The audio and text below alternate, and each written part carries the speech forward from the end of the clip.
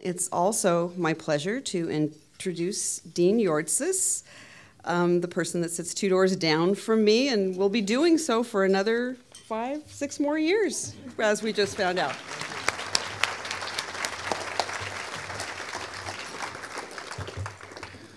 Well, thank you very much, Linda, for this short introduction. I used to say that the length of the introduction of the dean dictates the salary raise for next year. But in your case, it will be inversely proportional to that. And for those of you who will suffer 5 hours of keynote address today, no, I'm just kidding you. I hope that you will stay with me. This is an important year for the school. We're celebrating this year 110 years of engineering at USC. USC engineering started in 1905. I just saw an announcement from UCLA yesterday announcing that they're celebrating 70 years. So if I do the math, I will say UCLA has been 35 years behind.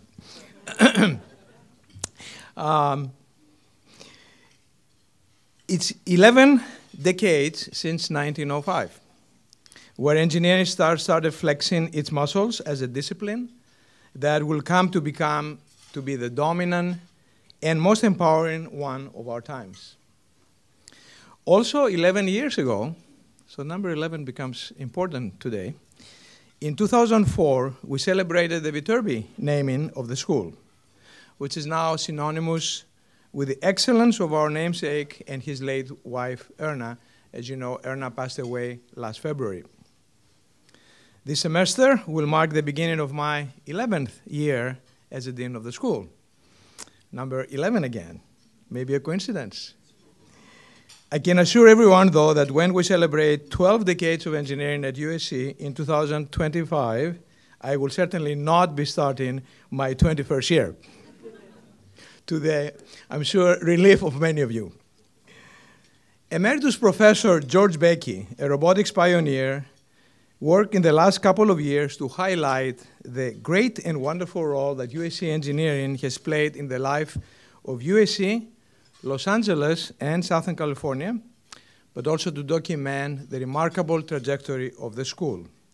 His just published book, A Remarkable Trajectory, it's over here, From Humble Beginnings to Global Prominence, is an account of the second part of the history of USC engineering since 1960, namely a span of 55 years, 5 times 11, and you can order the book at Amazon.com.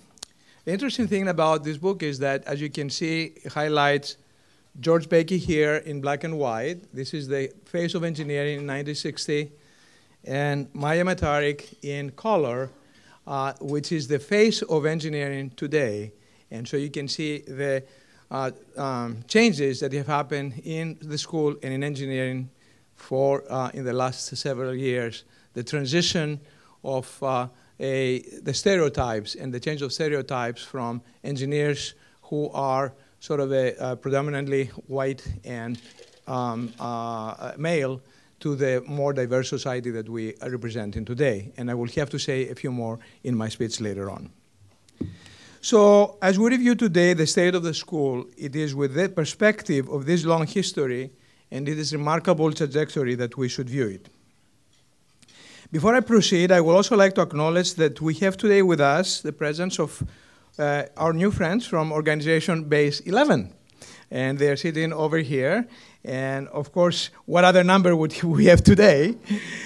Which is partnering with our Department of Astronautics, founded 11 years ago, and the Rocket Propulsion Group. And this partnership with Base 11 is to enhance the attraction to engineering and other STEM disciplines of talented students from underrepresented groups in community colleges. So welcome Landon, Michelle, and Cindy.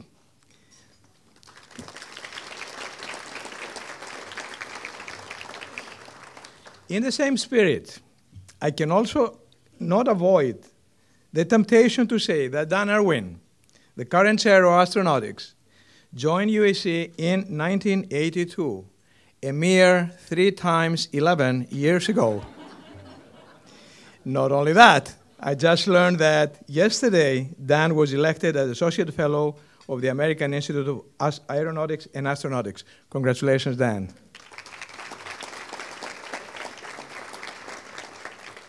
The good thing about being the Dean of Engineering at USC is that almost every day there is an announcement of some sort of an award, of accomplishment of our faculty and our staff.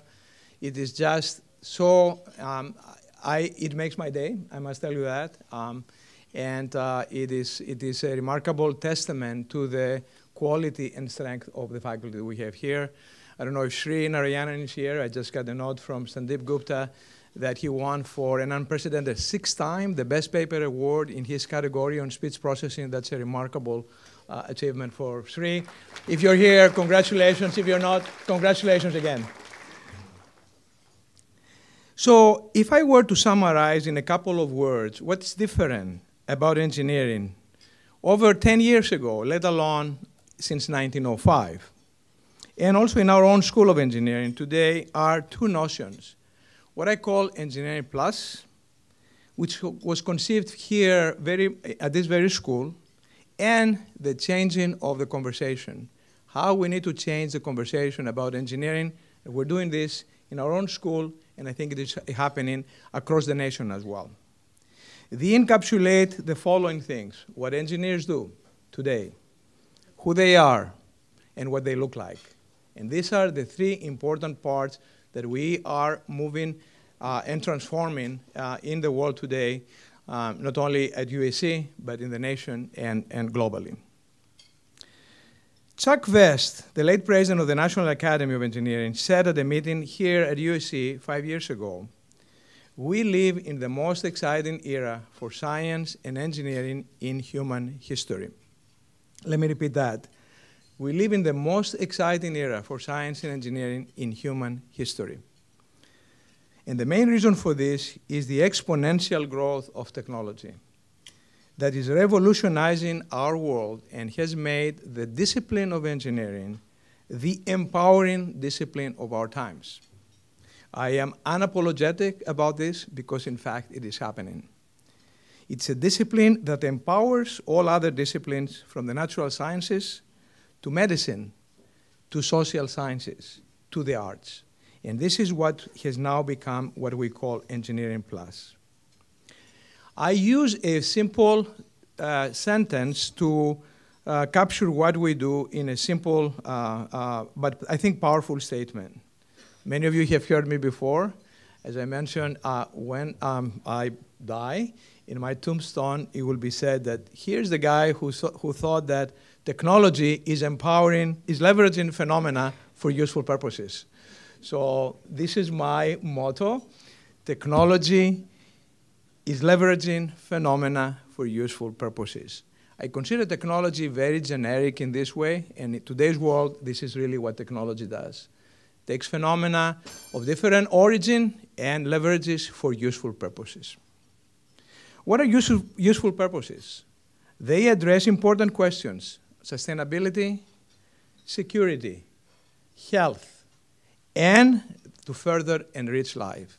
We do this as engineers in a very significant way: sustainability, health, security, and enriching life.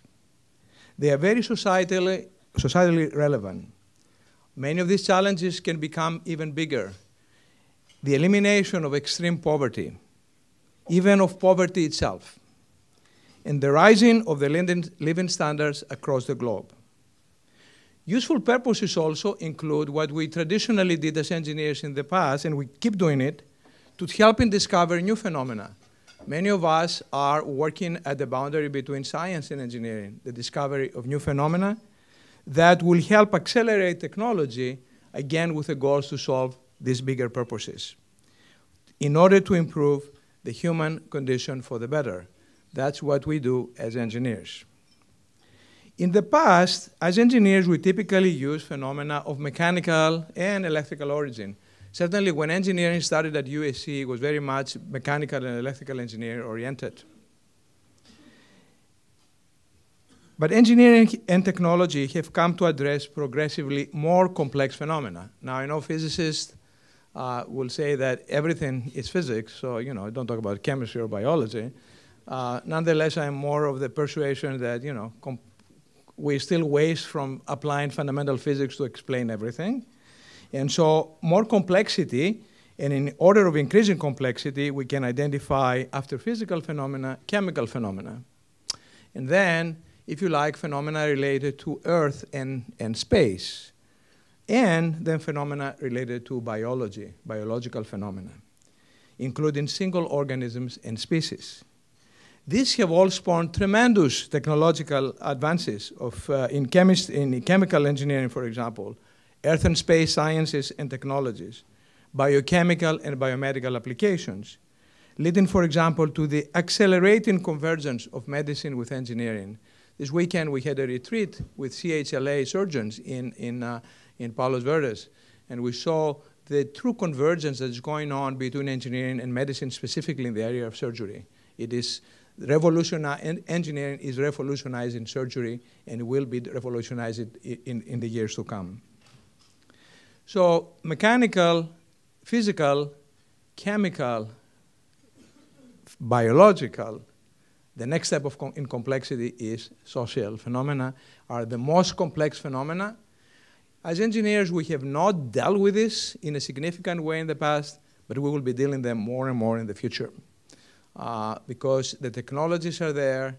Data sciences are very important in this area as well. And I believe that computer science has a huge area in front of them in order to address the ability to understand and also exploit or leverage social phenomena for the benefit of humankind. So I believe this is the next important area where engineers and computer science will come to play an important new role in that convergence of engineering with social sciences. Now, we have a theory that social sciences can be explained as chemical reactions, but I will leave this topic for another discussion, which will take another 5 hours. And so I just want to make sure that you understand. Some of them, I have shared them with you, and I have received your feedback about that, which is well received. Actually, I was in Beijing 2 weeks ago, and Anita Jones, who is a very renowned member of the National Academies, I gave a talk, and I talked about this, and she came in, and we had a very spirited conversation about whether social phenomena and chemical phenomena are kind of the same. But I will leave it as a separate thing. So I submit that what we do now as engineers is this very concept of engineering plus. And we will be doing this in the near future as engineers. So I think we should be training our students to be able to work comfortably in this area. And I will articulate some of the attributes that we need to give our students as they are educated here at Viterb. And this narrative must be the first and most important ingredient in the changing of the conversation about engineering. It is also the reason why we already start seeing the beginning of a real change in the demographics of those who want to study engineering. When I talk to Louise and her team that they recruit in high schools, they are very well attracted to the notion that engineering is not simply the traditional geeky part of engineering. It's something that is bigger, more societally relevant, something that has an impact and can change the world in a way. Another part of the change of the narrative is to change the fact that the majority of people, the culture out there is engineers are very good at solving problems only. That we are. We can solve problems of any kind because engineering is designing under constraints. How do you make sure that you solve a problem under existing constraints that you cannot change? However, in addition to designing problems and solving problems, we are also providing opportunities to enrich life. Think of all the developments and all the techniques and all the applications that have come from engineering and how they have improved life. The National Academy has articulated 20 achievements of the past century. In 1905, which is 110 years when this school was founded, electrification was not even widespread. Automobiles, airplanes, refrigeration, air conditioning, the internet, computers. I mean, the list goes on and on and on. In 110 years, this thing has been changed dramatically, the quality of life in the planet. And this is actually due to the fact that engineering professionals have been able to address this and make this significant impact.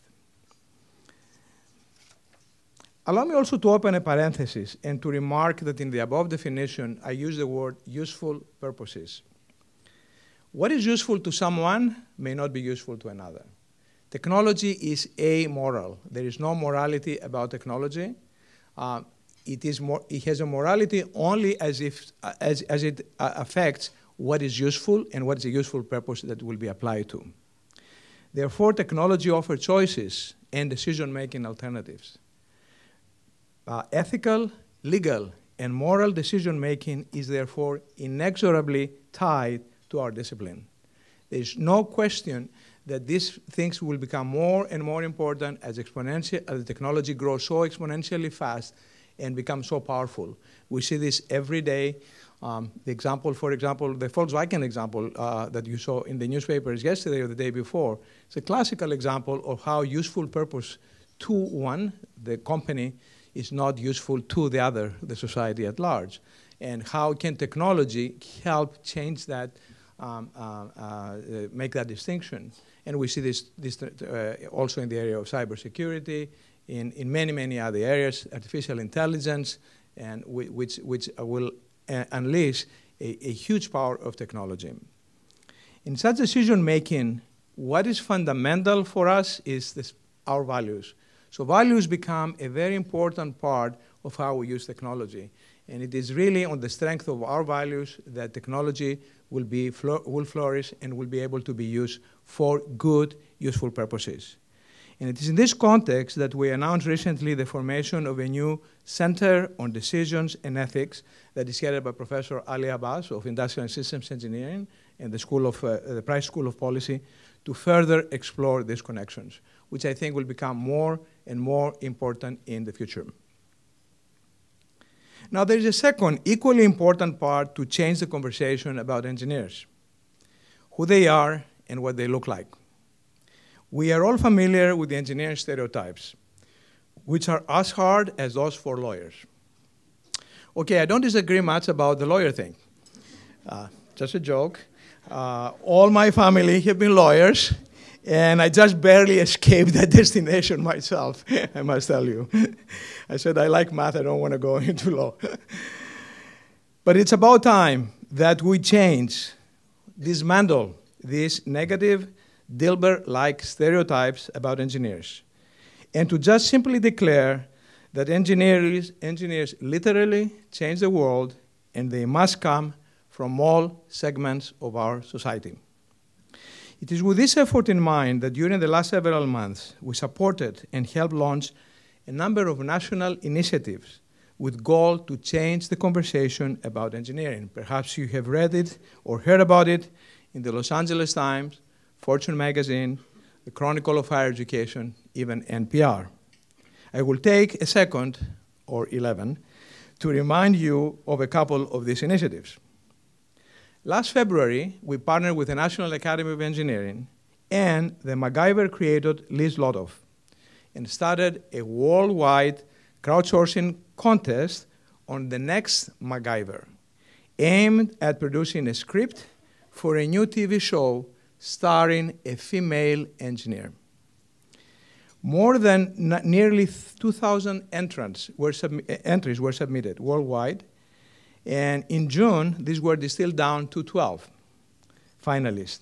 In late July, this summer, the 12 winners competed in a competition in front of an esteemed panel of judges, including our own Maya Matarik, as well as Wanda Austin, the USC trustee and former an alum of the IAC department, and pitched their ideas to this panel. 5 winners were selected. Each one got $5,000. But more importantly, they were paired with a distinguished Hollywood mentor. And these mentors include Anthony Zucker of the CSI franchise, actress-producer America Ferrera of Ugly Betty. I've not seen Ugly Betty, but... and Star Trek and Scorpion writer and producer Roberto Orsi. So I must say that at the end of the day, I find a lot of relaxation by doing some sort of exercise on my bike and watching soccer. So, you know, it's sort of my weakness. I hope you forgive me that I don't watch Ugly Betty or Star Trek, but certainly this is how I establish some sort of mental equilibrium in my body. Just as CSI led to a surge of interest in forensics, we hope that one or more of these finalist visions for a strong female engineering lead will become a TV hit, galvanizing girls everywhere to become the new face of engineering. And this is something that was long overdue, and I'm very proud that we partnered with the National Academy to be able to make this happen. And my hope is that this is going to be an effort that will produce fruits in the near future, because it's a matter of changing the culture and trying to changing the conversation about engineering. I should remark that USC Viterb has been transformed in the past few years in the makeup of its undergraduate class as well as its faculty. The fall 2015 freshman class this fall, is 38% women. This is the highest number that we ever had in our history. And this makes, thank you. My own daughter graduated from engineering in computer engineering, computer science in 2011. And I cannot be more proud of her trajectory after that. She now works in a startup company in Santa Monica. And I have seen how her education and her and the environment that she had here helped her sort of spread her wings and grow. And I think that's I'm sure that we do the same for all our other girls and women in engineering here at USC. The percentage of the Viterb undergraduate who are women is about 35%. I could say 33%, which is 3 times 11, but then that would have said, you know, I would have missed 2 points, and I think 35 is better. Unfortunately, the national picture remains mostly unchanged, and it is stagnated at about 19% for a long time. And this must change, and hopefully the next MacGyver will do just that. But the change in the conversation must also address the other currently underrepresented in engineering segments of our society, specifically Hispanic and African American. This is not simply a moral or societal issue. Given the changing demographics of our nation, it's also a deep economic issue. In fact, I would dare say that it's an issue of national security.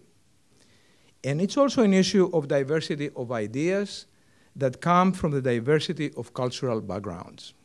Let me explain. In his book, The Beginning of Infinity, David Deutsch, a quantum physicist, asks, how is knowledge created? He answers, by the diversity of ideas, the majority of which will be poor and simply wither away. But a few of them will grow, be tested, will pass repeatedly various tests, and finally they become new knowledge. Therefore, diversity of ideas is an important part of the creation of innovation and the creation of new knowledge. And if it comes from all different backgrounds, that helps us enhance our innovation capacity and the ability to create new knowledge. Therefore, I view diversity not as a bow to political correctness. This is not what we are about. We rather see it as the arch that extends and strengthens our entire field for our collective benefit and advancement. Happily, a growing number of engineering schools around the nation are sharing the same view. As part of the ASEE Engineering Dean's Council Executive Committee, where I was a member for the last 6 years, I recently helped draft a pledge letter for all engineering schools in the country to take concrete steps to address these vexing issues. I'm very pleased to tell you that in only about 3 months since its inception, more than 148 engineering deans in the country have pledged to support and sign this commitment letter. Among the pledges included our actions to reach out to K through 12, particularly in areas that we know are underrepresented in engineering, K through 12 in, for example, LAUSD, which is a vast area that needs improvement, and be able for us to tell kids at the middle school level, at the high school level, the importance of being going to engineering and computer science. These are the programs that we have already started, and we would like to continue and grow. Another pledge is to reach out and connect with non-research, 4-year only engineering programs and community colleges, where to get this talent, partner with the talent that, and the atmosphere research-wise that exists here to help them be excited and create a pipeline for talent in this area.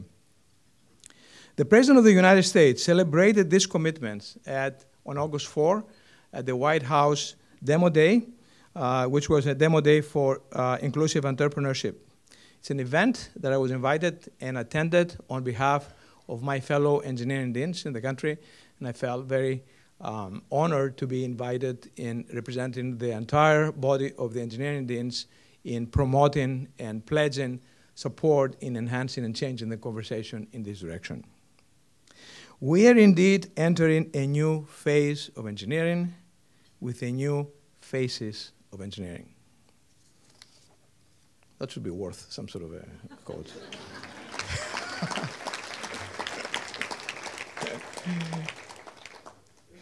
The final and decisive chapter in changing the conversation will be written by how we educate our new engineering students, how we incorporate this concept of Engineering Plus in our curriculum, and their education to produce the engineers of tomorrow. The World Economic Forum recently articulated key ingredients of the successful workforce of the future. In addition to literacy and numeracy, which I believe is a word about having an understanding of numbers and calculus and computer science, important new skills are collaboration, innovation, and creativity, as well as strength of character, such as leadership and determination, with what some people call grit, the desire to persevere in one's goals. So we believe that the new engineers will be those who have superb technical competence, like the one that we provide here at USC, but who are also interdisciplinary, entrepreneurial, and innovative, understand the global context, and with a strong sense of societal responsibility. This is where enters the Grand Challenges Scholar Program. What is the Grand Challenges Scholar Program? In 2009, we jointly conceived with Duke University and Olin College. I should remind you that the Dean of Engineering at Duke was Tom Katsouleas, who was a professor here, and the president of Olin College is Rick Miller, who was an associate dean here. So the three of us got together and decided to create a new program called the Grand Challenges Scholars Program in response to the announcement of the National Academy of Engineering Grand Challenges in 2008.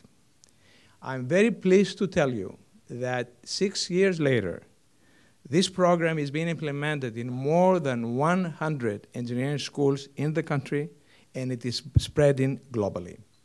I'm very proud that USC Viterb was one of the 3 institutions that conceived it and championed it. The participating schools have committed to graduate more than 2,000 Grand Challenge scholars, engineers, every year, starting in the next couple of years, with the ambitious goal of graduating 20,000 in the next decade. The White House also warmly welcomed this initiative. So in March of 2015, at our science fair last March, we were invited, and this effort was highlighted by the President of the United States, who singled out the 3 founding schools, USC Viterb, Duke University, and Olin College, along with the support of the National Academy of Engineering. So this Grand Challenges program is a program that emphasizes these 5 components: research in one of the Grand Challenges, interdisciplinarity, global context, innovation and entrepreneurship, and societal responsibility, service learning. So these are the parts we believe will be the blueprint of the education of the new engineer in the future. In addition to all the wonderful technical things that we do here, we also have to make sure that our students learn all these other components, which are so very useful for their success in life. You know that as part of our efforts to move in this direction, we have promoted the NAE Grand Challenges. We've hosted here at USC in 2010 the second national summit, and then we organized the 2013 Global Summit in London, which was a partnership of the NAE, the Royal Academy, and the Chinese Academy. And just 2 weeks ago, the second Global Summit, which happened in Beijing in China. And I was there along with some of our students.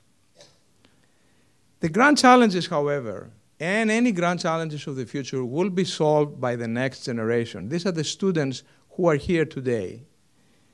It is for this reason that for a year now, I was involved in creating the first ever global business student plan competition on solving grand challenges. You know, we have here at USC the Massey Entrepreneurship Prize Competition, MEPC, which is within our school and provides prizes and mentoring to potential startup companies that capitalize on our faculty research. This competition was the first ever global competition, model and pattern very much like the MEPC. 5 teams each from the United States, China, and the UK participated in this competition. There was a pitch event on Sunday, September 13, in front of a panel of judges, including our own Andrea Belz and Flaribors Massey, who were one of our board of counselors. Competition was grueling. It took for at least 6 hours for it to be completed. In the process, we had, throughout the year, we had helped the various teams understand how to put together a business plan through the NSF I-Core program that we have here. And this was given free of charge to all the teams from the China and England and the United States. It was sort of the Beijing Olympics, if you want, except in the case of entrepreneurship and innovation for our students. I'm proud to tell you that USC's Viterb's very own Stacy's Lab took home the silver medal, came second in the final category, and first among all the US teams. And that's a wonderful recognition. The team was guided by Assis Soni. I think Assis is here somewhere. Assis, right there. Who, of course, is founded our own Viterb Student Innovation Institute and the Viterb Startup Garage. Assis, the team was fantastic. I think they should have gotten first prize, but I know there was some political arm twisting, and the first prize went to the Chinese university. So you know, but it's, you know, there was a little bit of a home court advantage there, but you know, we are good that we got the second prize. Earlier this year, Inc. magazine named this fledgling startup, these are all undergraduates, including an undergraduate from the Iovine Young Academy, as one of the 16 coolest college startups of 2015. So I hope that they will have a phenomenal success. And I told them, and they expect that at the end of the day, if they're very successful, they will come back and they give us a huge gift, Marianne. And then we will put it here and help other companies be successful as well. But I will tell you also something more than that, which is that one of our BOC members, we will announce next 2 weeks from now that one of our BOC members will endow a similar endowment of a competition very similar to the MEPC, however, with a goal of promoting social entrepreneurship. So this will be an effort in which the objective will not be the same objective as you do for a startup, a particular business, but with a direction towards social entrepreneurship. This is something that enhances the societal awareness and the societal impact of our students, and we look forward to that. We're very excited about this possibility and the options that it develops. Of course, those of you who follow me on Twitter know all this about already. Those who don't, it's never too late, and follow me at Dean Yortsos. I have 3,500 followers. About half of them are Indian students, Kelly. Kelly is recruiting my followers. So 110 years since its founding, USC Engineering is redefining what engineers do, who they are, what they look like. And as we take stock of where we are and where we're going, I would like to remind you again of the 4 pillars. As you leave the room, you will be tested to make sure you remember the 4 pillars. And the 4 pillars are, just giving you just one single word per pillar: talent, value, thought leadership, consequence. Talent, value, thought leadership, and consequence. We want to attract the best talent in faculty and students and staff and provide to them the culture and the environment for them to flourish. We want to make sure that we keep adding value to what we offer. Competition is relentless, and if you don't offer value constantly, you're going to fall behind. And this value could be in curricular offerings that we do significantly, or in infrastructure, new equipment, new buildings, new facilities. We need to lead globally, thought leadership, to solve the world challenges, and also to improve the human condition in all its aspects. And we have to be the catalyst for the innovation and entrepreneurship that will take all this thought leadership and convert it into a specific impact that has an impact to economic growth, both the United States and the world at large. And this is something that we have been involved very significantly, particularly by trying to play the key role in the Silicon Beach ecosystem that is developed here in Southern California. If you look at the map, we are the closest geographically, well, not by distance, but by actual driving distance, because UCLA is maybe closer, but if they have to go through 405, we don't have to do that. So we are closer, actually, to the Silicon Beach, which is Venice, Santa Monica, Marina del Rey, this activity. In Marina del Rey, we have 2 important institutions, ISI and ICT. And you may know that there is a high probability that the Army Research Lab will bring a West presence in the West Coast, and that will be co-located with the ICT, the Institute of Creative Technologies. That will be an amazing thing if it happens. It will give us access close by, the same access that universities like Maryland and Johns Hopkins and Virginia have to the East Coast, for us in the West Coast. And I think that will be a wonderful event if it happens. I think for us, it's up to us to claim the leadership in Silicon Beach and play the same role that Stanford played for Silicon Valley, for us to play here in the Silicon Beach. It's a bet that we have to win, and it's something that I am very keen and very looking forward to be able to accomplish that. As you know, at ISI, we have the Viterb Cyber Garage, and we would like to enhance more and more this activity and put our USC presence there. So I just now want to go through some of the statistics for this year, and so give you some idea of what the entering class as well as our faculty. 38% of the entering class was named university scholars. 15% are national merit scholars. The average SAT at USC Viterb has increased an astounding 77 points, 7 times 11, in the last 9 years. I can say that we have the best freshman class in our history. Of course, I said that last year, and I'm sure that I'm going to say it again next year. Because every year, the freshman class is better and better, and I cannot thank enough the admissions team, including Luis and Matt O'Prey and Paula Desma, for the fantastic work that they do in bringing an outstanding class year after year after year.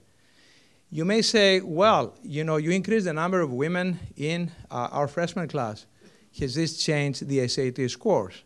The answer is an emphatic yes, and it changed them in the positive direction. So you can increase your diversity and increase also your SAT scores, and that is really what we're after.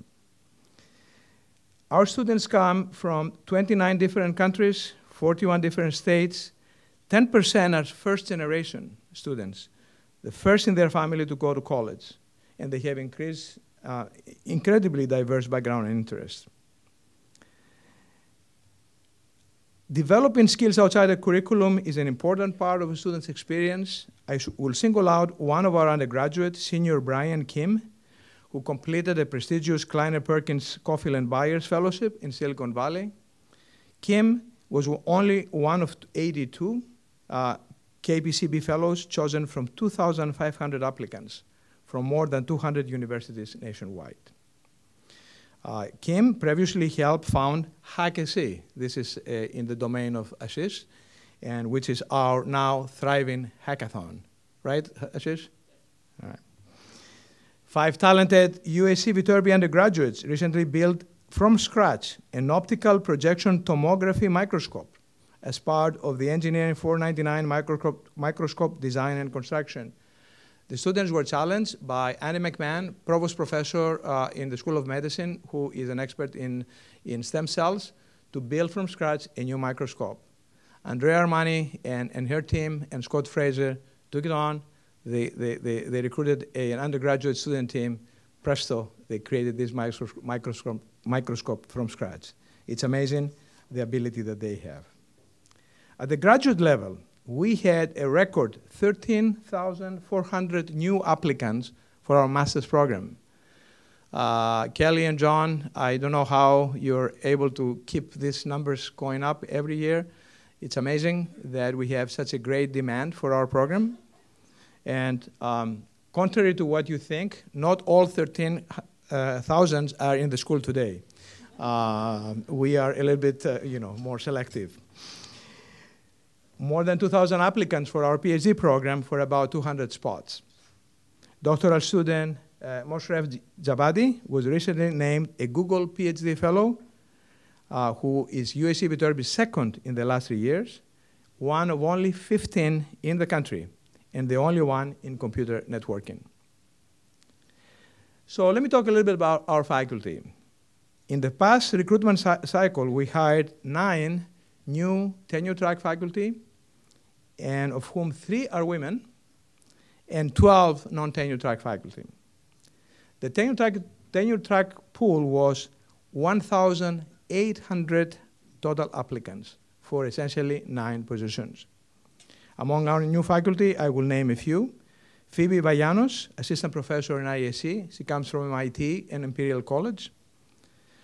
Shui Jian in Systems EE joins us from the University of Illinois at Urbana-Champaign. Chimin Wang, I think I saw him here, is an assistant professor in the Astani department, comes from Duke and MIT. Birendra Jha, assistant professor in petroleum engineering in Mork Family Department of Engineering, also from MIT, is joining us. He earned the best doctoral thesis award at MIT from his department. Inevitably, there is going to be a Greek guy, Ilias Diakonikolas, this is how you pronounce it, assistant professor in computer science with a Columbia University PhD, is coming to us from Edinburgh, University of Edinburgh. Phoebe Vallanos is also Greek too, Julie, in case you didn't know. Alejandra Uranga from Mexico, assistant professor in AME, also an MIT PhD. Okay, so here at USC Engineering, we have a battle between Caltech people and MIT people. So what I see here, the MIT people are winning this year. So Alejandra has interest in novel aircraft design, integrated propulsion systems, and we also hire SK Gupta. I can now announce it. SK is a professor in mechanical engineering at the University of Maryland, the former director of the NSF Initiative on Robotics, an outstanding roboticist and automation person who will come in here to lead our advanced manufacturing program. We're extremely excited with SK coming here. I think he's going to be a big difference for the school, and I'm looking forward to his joining us in January. Other accomplished senior faculty include Neil Siegel, Northrop Grumman VP and Chief Technology Officer of Northrop Grumman, who will join us in January. David Ashley, the former president of UNLV, former dean at Ohio State University, founding provost at UC Merced, is joining our faculty in Astani Department of Civil and Environmental Engineering. I'm very happy with this appointment because we bring in someone with a lot of experience and leadership skills, and he's going to lead a significant effort in the area of mega cities. Finally, a very good friend of mine, happens to be Greek, Thanasis Fokas, who is not here. Yannis C is jointly appointed now between Cambridge University and USC Viterb in EE. He's one of the most preeminent applied mathematicians in the world today. In fact, he's telling me that he made a significant progress in a 200-old problem in mathematics called the Riemann hypothesis. I can only hypothesize about what that is. And that hypothesis, if proven, will be solving an unsolved for 200 years problem in mathematics. That will be an amazing contribution. And Thanasis is a wonderful colleague and person here and his house at Electrical Engineering Building. So he's also a medical doctor at the same time as well. So he does work also in medical imaging, and he comes under the Caltech PhD side there. So we win in one, John. Now, I like to mention some of the most important awards our faculty have received in recent months. As I told you before, every day there is some good news about our faculty, and I'm so proud and happy to receive those. Miriam Sanetsi, Kitan Sabla, Paul Bogdan, and Minlan Yu have each won an NSF Career Award. USC Viterb wins for yet one other time 4 NSF Career Awards. That's an amazing number given the size of our school. And I think we are probably in the lead this year in the nation in terms of NSF Career Awards awarded to our junior faculty. Not too bad. Popular Science recently named Miriam Sanetsi and Bhaskar Krishnamachari, both from EE Systems, as in their brilliant 10 list. Imagine 2 USC faculty from the same department, the Ming Hsieh Department of Electrical Engineering, in the top 10 list of this Popular Science magazine.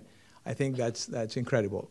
And as I have said before, I love and I appreciate the rankings in which we are positively portrayed. The other rankings, I don't find any value to them, to be honest with you.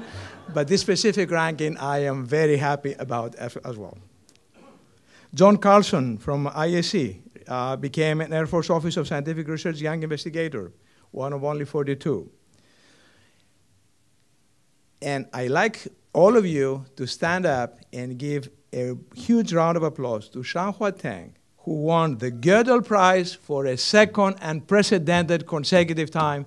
And Shanghua, what a wonderful contribution for you.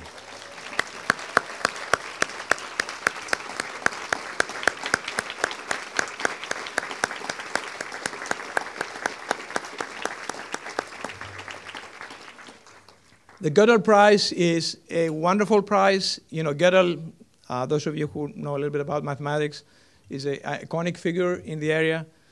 Shanghua won it for twice. I think this is unprecedented, and we're so proud of you, Shanghua, for doing that. ASC, Society of Civil Engineers, awarded Costas Sioudas the John Moffat, Frank Nicol Harbord, and Coastal Engineering Award. John Slaughter, our own esteemed John, received the NSF Presidential Award for Excellence in Science, Mathematics, and Engineering Mentorship from President Obama earlier this year. And he's going to receive on October 16 at the HANA conference, which the Hispanic American engineers who, the conference which we actually supporting as academic host, he will receive the Chairman's Award on that. Congratulations, John. Stephen Liu won the IFES, this is an International Federation of Engineering Societies, Duncan Fraser Award. Kirk Chang won the IEEE Biomedical Engineering Award. Maya Matarik and Ubli Mitra received the 2015 Insight into Diversity Inspiring Women in STEM Award. Computer scientist Nora Yanyan was named a MIC 50 that honors the next generation of breakthrough innovators, leaders, and cultural influencers. Victor Prasanna, I think I saw him here with his hat, won the IEEE Computer Science Society Wallace McDowell Award. Petros Ioannou, also the IEEE Transportation Technology Award. Our indomitable Nats Mescati will be awarded the Arnold Small President's Distinguished Service Award from the Society of Human Factors next a couple of weeks from now.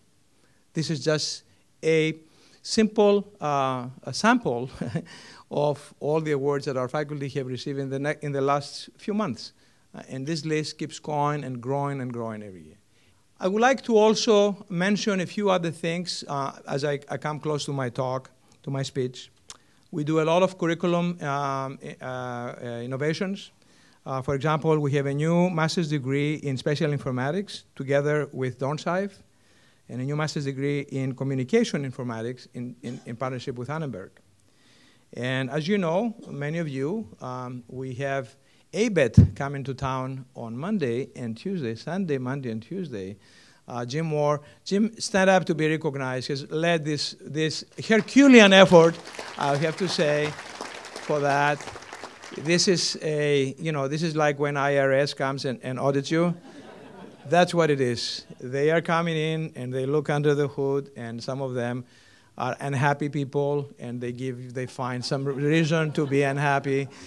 Some of them are okay, so our job is to make them be happy here, and come up with good results. This will be the first time that all our programs will be up for accreditation, and so hopefully we will pass.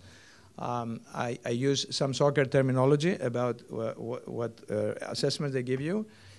They have what's called concerns, which is like a verbal cautioning by the referee who says to you, don't play hard again, okay? And you can ignore it, if you don't mind.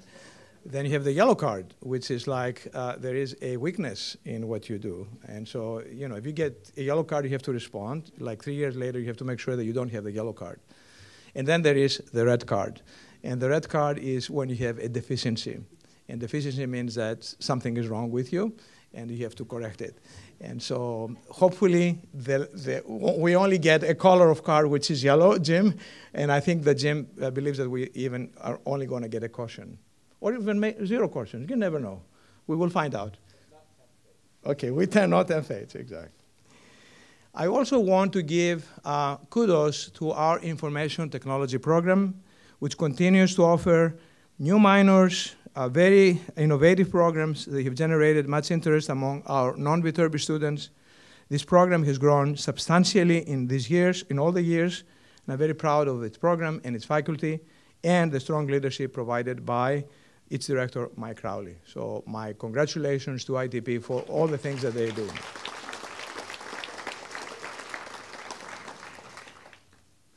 I'd like now to talk a little bit about construction and space. Construction continues on the USC Michelson Center for Convergent Bioscience. Those who had a parking over there, you don't have it anymore. I used to have a nice parking spot there. I don't have it anymore. But the progress is fast, and actually it's on target to have the building finished by September 2017, 2 years from now. And so we are really looking forward to getting this amazing new facility. It will be the largest investment in science and engineering at the USC campus in its history. 165,000 square feet, of which we're going to get, and we expect to house there approximately 24 or 25 PIs, faculty PIs, who will be distributed 50-50 approximately between engineering and biology. So we're extremely excited about that. The new PIs from biology, particularly Ray Stevens and of course Scott Fraser, are very enthusiastic of doing things that are not simply the very narrow, in a very narrow area, but expanded, including material science, including things that can take advantage of the nanofabrication facility that we'll hopefully be able to build in the basement. And if this happens, I think it opens up for us a tremendous resource that we will never have otherwise. Speaking of infrastructure, at the same time, we have completed a feasibility study to convert the engineering and science library, which is known as Seaver Science Library, but it is a misnomer. It is not named, which means that it is welcome news for Marianne, because we can sell it to someone and say, we'll put your name in there, because this is not a Seaver Science, it's called Science and Engineering Library. Our goal is to convert at least 2 floors into space for hands-on for our student groups, from the rocket propulsion lab to the racing car to the, no, concrete canoe doesn't go there, does it? Oh, concrete canoe will go there too. What can I say? All the teams, K through 12 outreach, as well as innovation space, the hackathon, the things, the hacker house assist, things of that type may come over there. So the goal, the dream, is to create all this facility into a place where undergraduate students will be doing all kinds of hands-on work, including innovation, entrepreneurship, and be the beehive, if you like, of activity for the whole school. We're very excited about it. As you know, when I first thought that this is going to be built, I said, okay, sure, we're going to go ahead. We can fundraise for it easily, because I thought, I made the calculation, and I thought it was probably a $5 million, $6 million type of change. Well, you know, whenever you deal with the FMS, you have to multiply your estimate by a factor of 4. And so that's basically how it works. And now the tag is close to 20 or more million. Of course, that's a Cadillac version. And so this is how we will try to figure out how we can do that. This fall, we're also celebrating the 10th anniversary of the naming of the Mork Family Department of Chemical Engineering and Material Science. We're going to have an event to celebrate it on November 5 here on campus. And we're very excited about the program.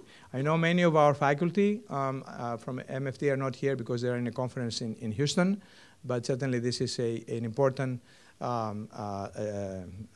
milestone for the department.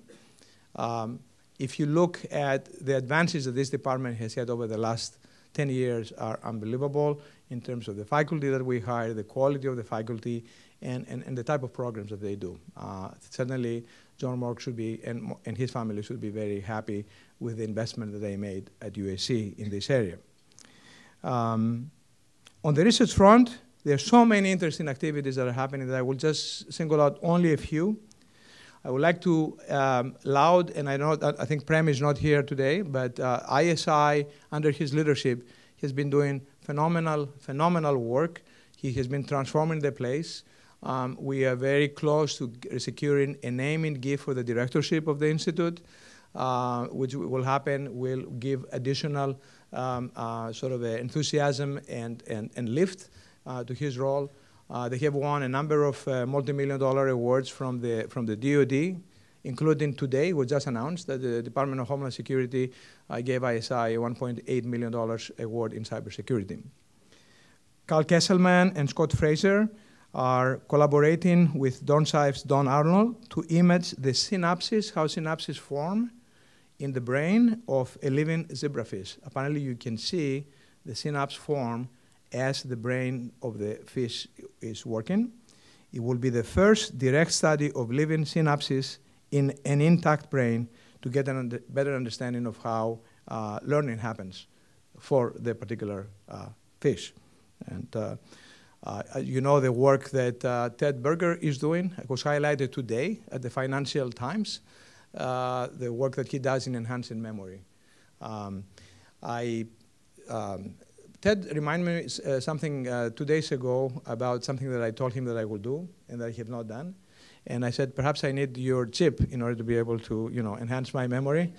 He assured me that I am not yet at the chip implanting level, but it's possible that we will need it sooner rather than later. Priya Vasista and his team won the inaugural DOE grant on the material genome. This is a new initiative on the material genome that Priya and his team, Rajiv Kalia and Nakano, and also a team from Stanford, were the winners of this inaugural award. It's amazing. Very warmest congratulations to Priya, who keeps going strong and with, as he says, fire in the belly, and that's really what we expect from all our faculty. Last year, as you know, USC became the home of the new hub of innovation of NSF. A $3.5 million grant from the National Science Foundation creates the I-Core node at USC, unites USC Viterb and Marshall with partners at UCLA and Caltech to sort of cultivate and enhance innovation and entrepreneurship in Southern California. Our effort is expanding to include UCI, UC Santa Barbara, UC San Diego, possibly also going into Nevada as well. So this is a big effort. We're very fortunate to have Andrea Belz as the director of this effort. Andrea is also experimenting with our freshman academy students to take a short version of demystifying innovation and entrepreneurship, what we call ZAP. So all our freshman students will be zapped this semester, and will come out with an injection of innovation and entrepreneurship here, which will then inoculate them for the future in moving in this area. And I should mention also the USC Viterb Startup Garage, the nation's only engineering student alum-led business incubator that has incubated 10 promising companies in its first 3 years of its operation. Congratulations go to Assis for that. I mentioned a lot about the things that we want to be the leader of Silicon Beach, and we are going to do a lot to make sure that we accomplish that goal. So as you can see from this kind of short review, the state of the school is strong. However, our ambition exceeds our ability to pay for it, as President Ikias usually says. To help in this deficiency, we have an amazing advancement team led by Senior Associate Dean Marianne Schwartz, who is, we have a strong plan on how to make sure that we accomplish what we want. And we have started this campaign to raise $500 million since 2010, and at the end of the campaign, we are at 60%, almost 60% to accomplishing our goal, close to $300 million. And of course, the latter part is the most difficult one because you keep getting the early, the low-hanging fruit at the beginning. But we are optimistic that we'll be able to reach our goal and obtain this target, which is, I am almost sure, the largest and most ambitious target for any engineering school in the country in their history. Now, I know that Harvard just got a $400 million, little dollar gift from hedge fund manager Paulson, who was, I believe, a graduate of the Harvard Business School.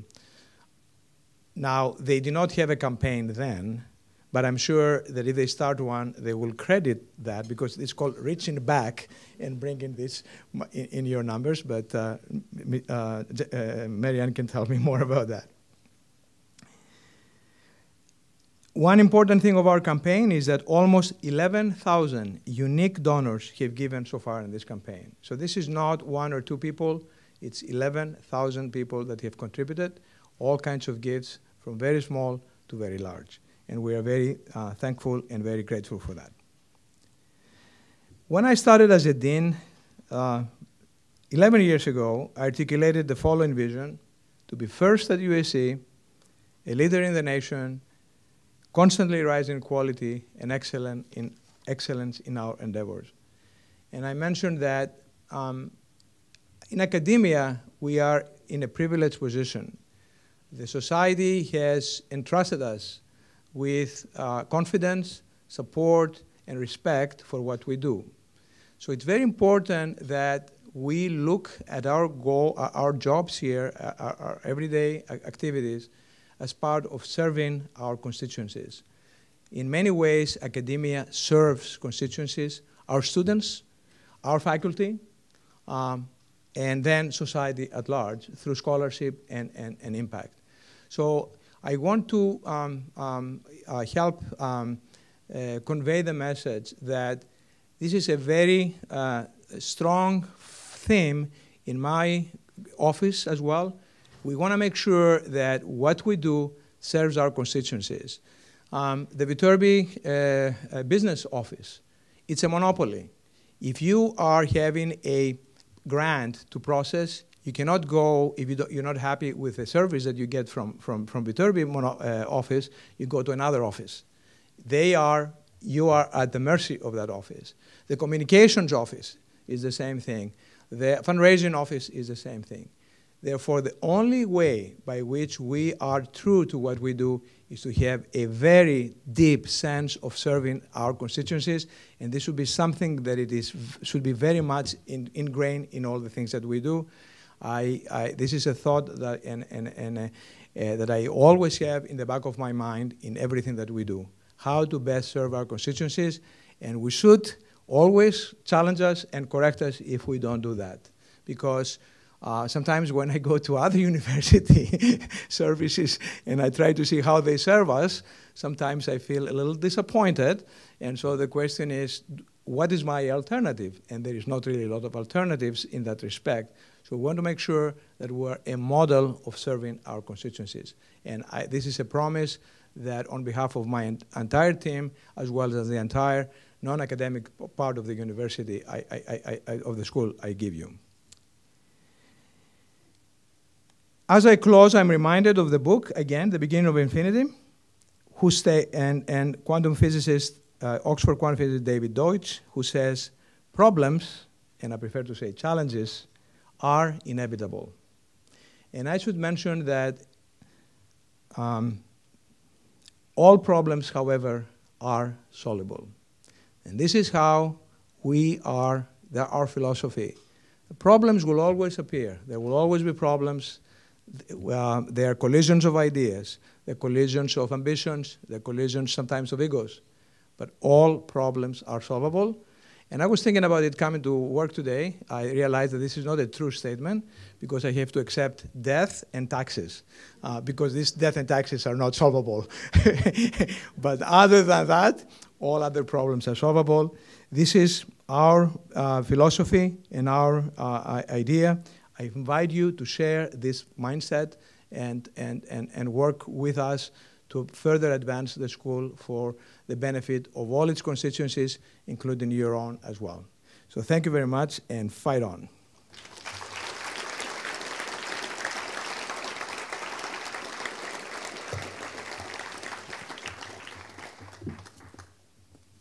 And that's the end of our talk.